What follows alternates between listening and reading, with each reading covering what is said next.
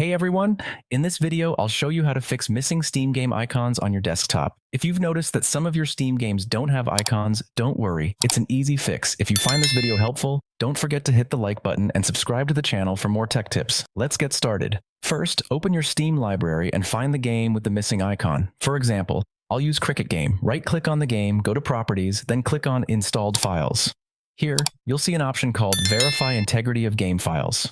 Click on it and wait for the process to complete. Once the verification is done, go to your desktop and locate your Steam folder. Usually it's in your main drive under Program Files, but mine is right here. Open the Steam folder, go to Steam Apps, then Common, and find the folder for your game. Now, click on the address bar at the top and copy the file path. Next, go back to your desktop, right-click on the game's shortcut and select Properties.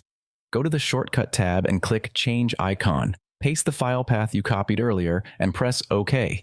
Then click Browse, find the game's application file and select it. Click OK again, then Apply, and finally OK to save the changes. As you can see, the icon is now fixed. You'll need to repeat these steps for any other games with missing icons. Unfortunately, there's no faster way to do this right now, but this method works perfectly.